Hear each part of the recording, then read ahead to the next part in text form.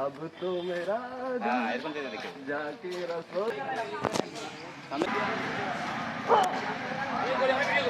ভাই আপনার কাছে যাচ্ছিলাম। হ্যাঁ ভাই, আসলে আমরা কলেজে যাওয়ার পথে কিছু ছেলে আমাদের ডিস্টার্ব করে। ও আমি তো যুবকর্মের কাজ করি, তাই তো আমরা তো এই শিক্ষা দেওয়া হয়েছে যদি কেউ ওই মেয়েদের কোনো টিচিং করে বা মেয়েদেরকে কোনো ডিস্টার্ব দেয়, এটা প্রতিবাদ করতে পারবো বা প্রতিবাদ জানাইতে পারবো। কলেজে যাইতেছে, এই যে আমরা কলেজের মধ্যে যাই, দেখি স্যারের সাথে পরামর্শ করে স্যারে কি বলে। ঠিক আছে, ঠিক আছে, আমরা যাই। আসুন।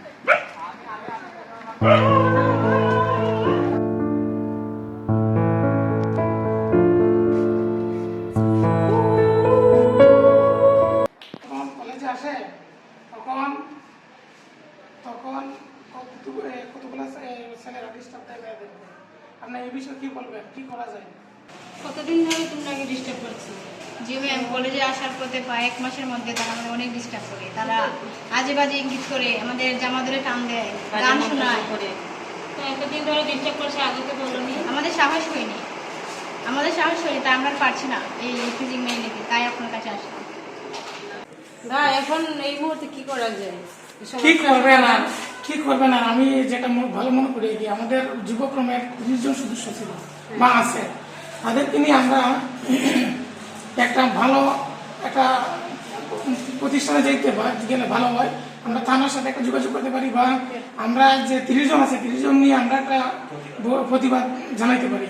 তারা কি ওখানে এখন আছে? হ্যাঁ, ম্যাডাম মনে হয় ওখানে গেলে এখনো পাওয়া যাবে তাদের। আপনি তো যুব ফোরামে কাজ করেন, কিছু সদস্যকে ডাক দেন, তাদের কাছে গিয়ে একটু সাথে কথাবার্তা বলুন। হ্যাঁ, একটু ভালো থেকে চলো, আমরা যাই গিয়ে দেখি।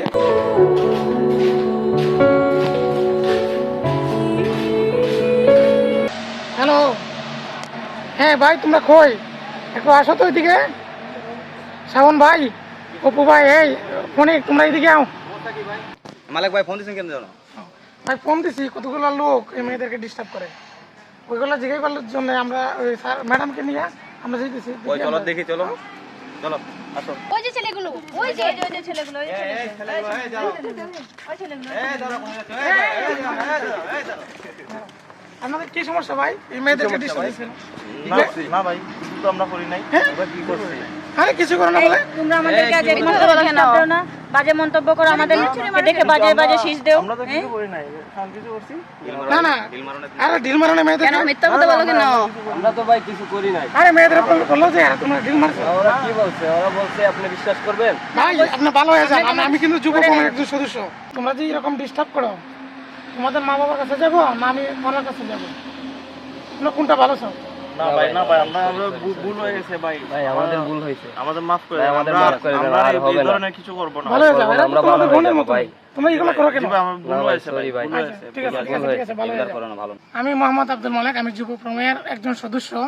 আমি ওদেরকে যেরকম ভাবে আমি মানে প্রতিবাদটা জানাইছি, এভাবে প্রতিবাদ প্রত্যেকটা এলাকার মধ্যে যদি এরকম ইফটিজিং হয়, আমি একাই ইফটিজিং এর আমি কেতা করতে পারছি, সমাধান করতে পারছি, কিন্তু আমার সাথে আরো 30 জন আছে। আমি 30 জনের ফোন দিতে হয় নাই, শুধু একজনকেই ফোন দিছি, আমরা দুজনেই এই সমস্যাটা সলভ করে ফেলছি। এরকম যদি আপনাদের এলাকাতেও এরকম হয়, প্রতিবাদ গড়ে তুলবেন, ইফটিজিং রোধ হয়ে যাবে এলাকা থেকে।